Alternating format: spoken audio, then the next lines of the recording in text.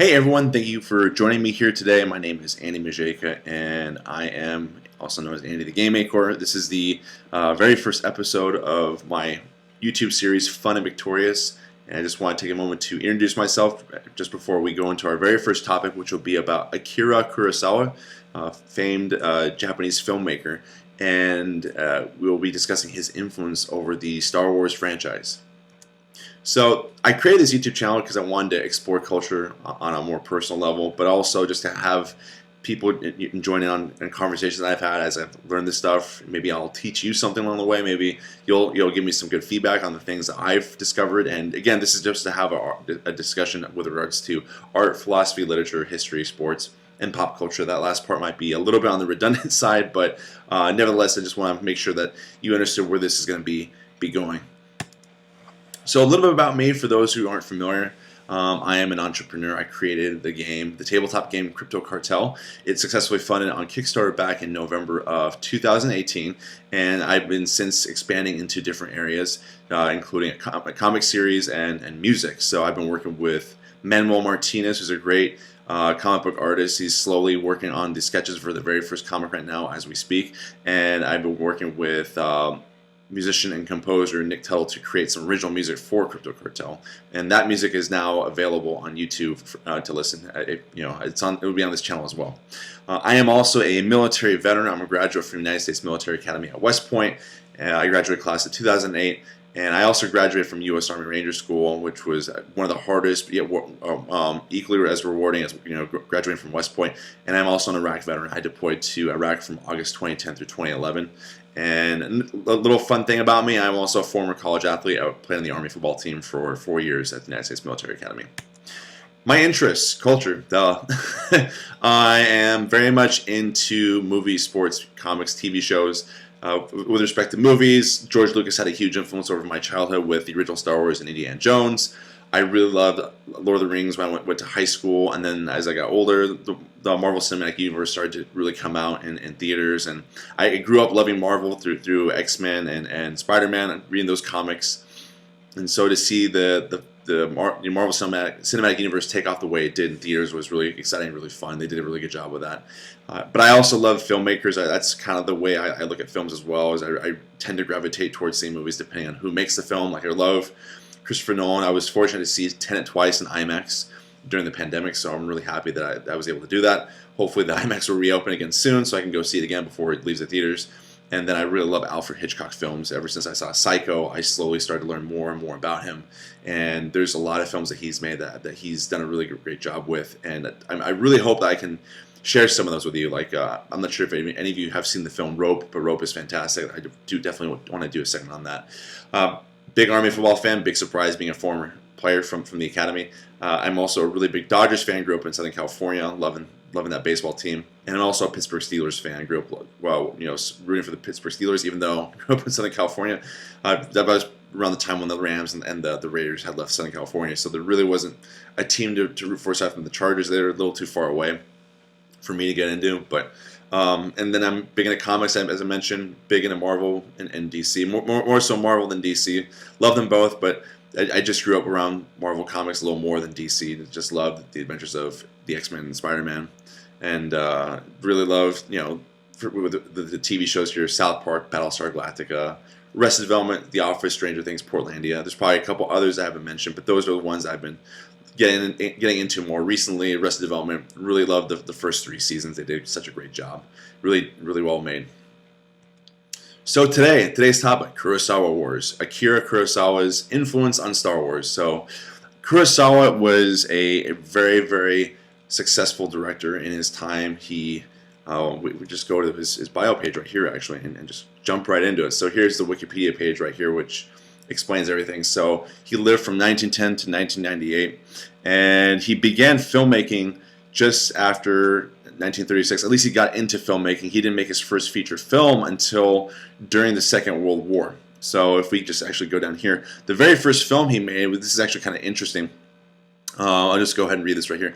In the 2 years following the release of his film Horse in 1941, Kurosawa searched for a story he could use to launch his directing career. Towards the end of 1942, about a year after the Japanese attack on Pearl Harbor, novelist Tsuneo Tomita published his Musashi Miyamoto-inspired judo novel Sanshiro Sugata, the advertisements for which intrigued Kurosawa. And so what's interesting about this, there's a common theme with these samurai films, and that's it's always about someone going out in an adventure, more or less, on a countryside, or in the instance of Musashi Miyamoto, it's finding pupils and training them. It kind of reminds me of some of the things that we've seen in previous Star Wars films. You have a Jedi who's training someone to become a Jedi, and they're growing and developing, and that seems to be a very common theme within the Star Wars universe, and that's definitely the case with Musashi Miyamoto and the first film that he made, Sanshiro Sugata. So he bought the book on its publication date, devoured it in one sitting, and immediately asked Toho to secure the film rights. Kurosawa's initial instinct proved correct, as within a few days,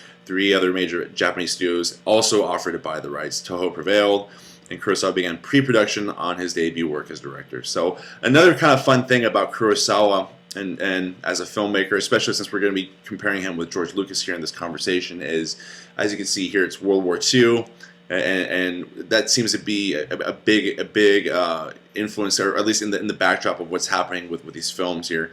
And George Lucas, when he made the very first Star Wars film, one of the influences was the Vietnam War, and just the way he saw, and this, I pulled this from a discussion that he had with James Cameron, where he talked about anti-authoritarianism, and he basically stated that one of the things he saw was that the Viet Cong as being like the rebels, and he compared the U.S. to being the imperial forces in a way, but then he also, in that same conversation, talked about the Americans, going back to our original roots, quote-unquote coonskin hats, just people who are living out in the wild, roughing it, so to speak, taking on the British Empire as a whole. And I bring this up specifically because, so right here, I'll just pick up. So shooting of Sanshiro Sugata began on location in Yokohama in December 1942. Production proceeded smoothly, but getting the completed film past the censors was an entirely different matter.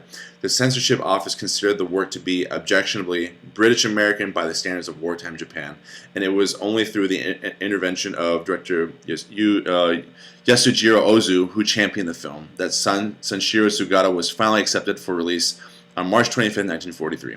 So Kurosawa had just turned 33 at the time. And I bring this up because, again, it's kind of like controversial, and the influence right there, what's kind of influencing, or at least what's getting in the way of him making the film, is the censors with the ideas behind that. And specifically right here, and I want to point this out too, because one of his major influences was John Ford, and this kind of lends into the conversation too, because I'm going to be talking about The Mandalorian here later on. So here's this article from Far Out Magazine. Excuse me. If we go down here to Akira Kurosawa, he was someone who was influenced by John Ford. So when Kurosawa was a young boy, his father took him to watch westerns like the John Ford films, as well as silent films, both of which played a huge part in the formation of Akira Kurosawa's filmmaking style.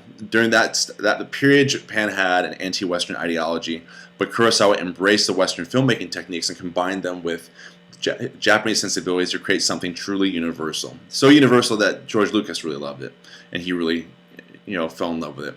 The grand visuals that Ford was fond of can also be observed in many of Kurosawa's samurai jidaigeki, Japanese period dramas, including Seven Samurai, Yojimbo, and sequel Senjuro. Kurosawa incorporates stunning Western-influenced visual imagery. The amplification of natural elements like wind, fire, rain, and horses can also be seen in Ford's and Kurosawa's works. So I want to point one thing here before I move on, and this is something that I was trying to find before, and I guess it was just a spelling, but just right here, you'll notice here jidaigeki. I keep mispronouncing that. But anyways, this is one of the influences behind the Jedi. Later on for George Lucas when he came to write about the Star Wars. And again, like going back to the Kurosawa's first film, you go into the story of Star Wars. It talks about Obi-Wan Kenobi train Luke to become a Jedi, and that's part of the whole relationship between, or at least one of the common themes with these samurai films is training a pupil and educating them and training them to become a better samurai, if you will. In the instance of Star Wars, a more powerful Jedi, if you will. All right, and then in all of Kurosawa's samurai films, the anti-hero wins against incredible odds, even if it is with great casualties, as in Samurai, just as John Wayne manages to fight off innumerable Indians in Ford's The Searchers. The compositional habits of Ford and Kurosawa were also similar, focusing on the chiaroscuro of light and shadows and the framing of actors through doorways. And I bring this up specifically because that's a style point that I think that's really important to know, because of you'll see that here in a little bit when I go into discussing the episode with Ahsoka Tano from the second season of Mandalorian, because that's going to be even more obvious, more apparent. And lastly here, American screenwriter and director John Milius said, Ford had the best eye. The visual of Ford's movies have never been surpassed by anybody, including Kurosawa and David Lean. They said to him, how did you learn? How did you study particular painters? Were they Japanese painters or European painters? He said, I studied John Ford. And lastly here, as you can see with this link right here, there's a video to samurai films and Western, the complete history of the two. And what's really neat about that, and this is something I personally noticed with the very first episode of the very first season of Mandalorian, it has very much a Western backdrop, and it's really fun to see it, in that setting, because that's one aspect of Star Wars that has stood out to me. The very first film too, especially like Han Solo. Han Solo and the bounty hunters. He's running from someone. Someone wants to. Jabba the Hutt is very upset with him. He wants to get Solo to repay his debt to him for this, dropping the spices in the sight of the Empire, and so he's trying to recoup his losses. But again, the bounty hunters are looking for Han Solo, and that becomes a real big obstacle later, in the second film. But more importantly, though, the Western backdrop is pretty evident with the Mandalorian from top to bottom, and it's just really funny to see the combination of samurai films and Western films. There seems to be a crossing of cross-pollination of influences with these films and these productions, if you will, all these different films that were made over time, spaghetti Western samurai films alike, and even Star Wars. You can kind of throw that in the mix. It's just really neat to see how they kind of borrow from each other, learn from each other. So, and now let's talk about the Hidden Fortress. So this is going to be fun. So I'm going to explain the synopsis to you, and then I'm going to just briefly highlight the similarities between Hidden Fortress and Star Wars. And as I explain this, you'll probably start to pick it up again. So the Hidden Fortress right here, it says, is a 1958 Jidaigeki adventure film directed by Akira Kurosawa. It narrates the story of two peasants who agree to escort a man and a woman across enemy lines in return for gold, without knowing that he is a general and the woman is a princess. The film stars Toshiro Mifune as General Makabe Rokuroda and Misa Uehara as Princess Yuki, while the role of the peasants Taihei and Madashichi are portrayed by Minoru Chiaki and Kamatari Fujiwara, respectively. So right there off the bat, you can probably see some similarities between this film and Star Wars Episode 4, A New Hope, in particular with the general and the princess. So the general being General Kenobi and the princess being Princess Leia. But as we go on, we'll see there's even more. So the two bedraggled peasants, Taihei and Madashichi, intend to join the feudal Yamada clan in battle, but having arrived too late, are taken for soldiers of the defeated Akizuki clan and are forced to bury the dead. After quarreling and splitting up, the two are again captured separately and forced to dig for gold in the Akizuki castle while with other prisoners. After a prisoner uprising, Taihei and Madashichi escape. So there's an escape that kind of happens in the first part of the film, just like in the first film. Just like in Star Wars Episode 4, A New Hope, the droids escape in this instance.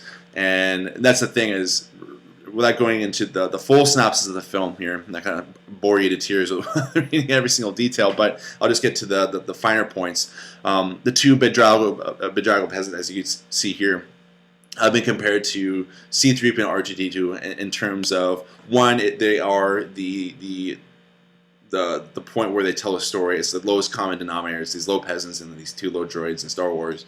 And very similar in that regard, the way they interact with one another, it's very similar in that respect too. The settings, which I'll show some visuals here in a little bit, it really highlights this. You can really start to see the two come together in that way, which is really fascinating. And then eventually they find the general, who is, as I said before, right here. Let's see here, Rokuroda. He finds them and he saves them because they escape. When they escape, they're trying to survive and not get killed basically. But then Rokuroto saves them and takes them to the hidden fortress, which is really funny because I can definitely see that as like and the princess is there, of course. It's like Yavin 4. It's like the rebel base on Yavin 4. And while in the first Star Wars film, that is, they go to on Tatooine and they go to the Death Star to save the princess and take her to Yavin 4. The main operation in the film, the culminating operation in the film, if you will, from Star Wars is the rebel attack on the Death Star, and they go from the hidden rebel base, the hidden fortress, if you will, from Yavin 4 to attack the Death Star, and that's kind of how like I said, that's the climax of the film. Whereas in Hidden Fortress, them getting the gold from behind enemy lines, so to speak, and trying to get it to the Hayakawa, because it says right here, Rokuroto escorts Princess Yuki and what remains of her family's gold to Hayakawa. That's what they're trying to do, is to get the gold back, retrieve the gold that was lost in the battle, basically, and they launch from the hidden fortress. And something else worth noting too is the fact that money is like one of the main incentives for both for two sets of characters, if you will, in the film. It's not the droids in Star Wars, but it's Han Solo and Chewbacca. So that's kind of what's driving them to be able to support Princess Leia, Obi-Wan Kenobi, is to do that, and that's also what's taking place in the hidden fortress. So. And then something else, I just want to point one thing out because I'll show some visuals here in a little bit. That there's another culminating attack. So later on in the film, Rokuroto he goes toe to toe with a friendly rival, Hayo Tadakoro. So it says right here, because they previously escaped from some of the let's see here. It was the Yamana Patrol, excuse me. So they previously escaped from the Yamana Patrol, and basically, pardon me, I'm just trying to remember the names. So basically, they escaped from the Yamana Patrol, and then after even though they successfully escape, Rokuroto ends up in the Yamana camp, and basically he finds the general in charge, who's Tadakoro, and they have this like culminating fight. This is like this climactic fight between the two of them, and then Rokuroto he ends up defeating him, but he lets him live. He doesn't kill him. That's what happens, and I point this out for a very specific reason, which has to do with Mandalorian, and I'll get that here in a little bit. But basically, those are some of the bigger high notes from the Hidden Fortress. There's probably even more than that, but I just want to kind of cut to the chase for the conversation, just to highlight some significant similarities between the Hidden Fortress and Star Wars Episode 4: A New Hope.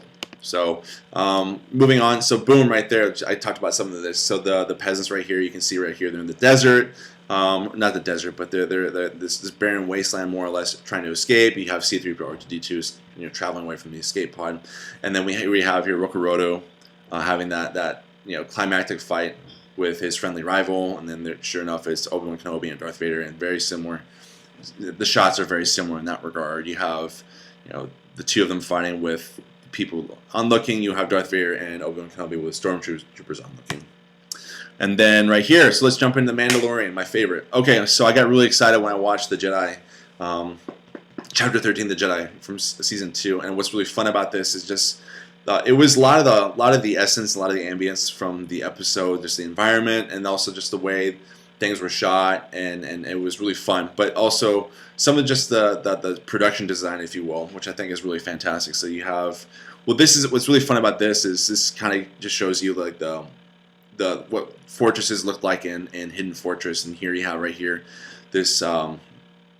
I'm blanking on the name of the planet that they go to, but here's a fortress to the town right there that Mando ends up showing up, but you have like this gong style bell at the top with the assassin droids right there on looking from the wall, and then here's a shot of the forest here from the Hidden Fortress, and as you can see at the bottom right here, here's Ahsoka Tano with Mando and with little Baby Yoda tucked away in the back right there, or excuse me, Grogu, and basically you have this the forest, and just the environment is very similar to Hidden Fortress.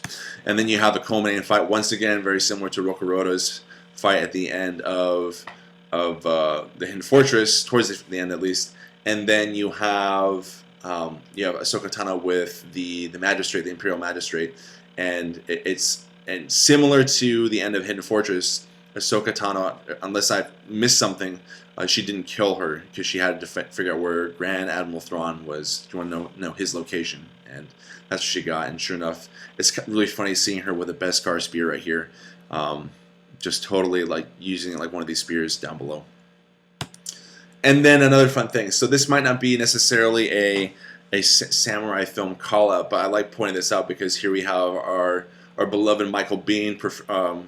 He's Lieutenant Lang in this episode, but then you have Johnny Ringo on the left, and I just love pointing this out because this is a shot from the film Tombstone, and both are bad guys, both are pretty, shady, if you will. And sure enough, Michael Biehn is reprising that role once again in the Star Wars universe, and it's not so much like the samurai genre necessarily, but it's the Western genre. Obviously, a little, Tombstone being more recent and like came out in the early '90s. It's just fun to see him reprise that similar role in this film.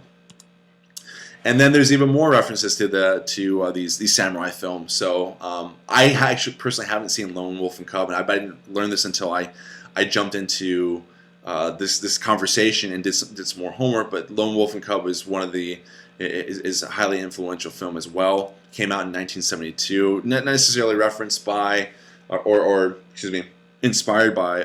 It didn't inspire George Lucas to make Star Wars, but it's just fun seeing the similarities between this. Just out the gate right there, you see the main character from Lone Wolf and Cub with a 3-year-old, his 3-year-old son, and pushing this cart, taking him along. And the synopsis of Lone Wolf and Cub is basically that he's on these adventures, his son is with him, and sure enough, you have Mando, going along with Grogu, and basically, otherwise known as Baby Yoda, in case you're lost. Hopefully, I didn't spoil too much here. And then, what's fun about this is, even more so, this. The Jedi episode, Ahsoka Tano referred to, or at least the way she described the relationship between Grogu and Mando is that he looks to you almost like a father. I think is what she said, something to that effect, but being like a father-like figure. So kind of neat, pretty cool. It's really fun to see these. I mean, the more you pick at it, the more you'll find. I find that really fascinating. And then just my recommendation for today. I've got some recommendations for if you really want to delve into this even more so. I recommend watching the films, The Hidden Fortress, 2 hours and 6 minutes. You have Seven Samurai, which is another major influential film, which I bring this up because also in Season 1, Episode 4 of Mandalorian, Chapter 4, The Sanctuary, that was actually compared to, and I didn't realize that again until I did some more homework on this episode, where basically Seven Samurai had inspired that episode too, where it's, Seven Samurai, these Ronin had come and help this village from these bandits. They tried to teach them how to fight and defend themselves, and then that's basically what happens in the Sanctuary episode. It's Mando and Gina Carano's character. I'm blanking on her name right now, but the rebel shock trooper is there helping out, and they help defeat the bandits who's basically in cahoots with, or at least straggling members of the Empire. They got the big ATST, that huge confrontation at the end, which was really fun and exciting. But that was actually a huge inspiration for this specific episode because both are on farms/villages, and their supplies are getting raided periodically by bandits. Pretty neat to see that. And then Lone Wolf and Cub, Sword of Vengeance, and I deliberately point out the run times for you just to kind of give you, so you can anticipate what type of commitment you would get into it watching these. And my recommendation is when you watch these films, because I know personally for me it's really hard to watch foreign films because you have to watch read the subtitle as you're watching, which kind of takes away from the visuals. That's one of the downsides of subtitles with films, unless you have audio going on in the background and you just want to read what's going on. But again, my recommendation would be, one, know what the run times are, but then read the synopsis ahead of time, especially if you're not worried about spoilers with these films. It makes it that much more entertaining, that much more fun. And that's basically it, though. And again, thank you for stopping by. A couple of recommendations if you want to keep supporting this, if you like what you see, if you want me to keep going, I'm going to be doing this regardless of whether people want me to, unless I run out of time or something becomes more pressing, more important. But you can please go to my website. You can purchase my game, Crypto Cartel, there. There's actually even a donation button now, which you can see right here. You now have the ability to donate to me and my my cause, if you will, and just hit the donate button right there. And then also, if you want to follow me on social media, you can just follow my Facebook, Instagram, and Twitter accounts. Follow me on Crypto Cartel Game on both Facebook and Instagram, and then on Twitter, Crypto Cartel G. And then before you leave here, please be sure to subscribe to my channel and hit the like button. Okay, everyone, thanks for stopping by.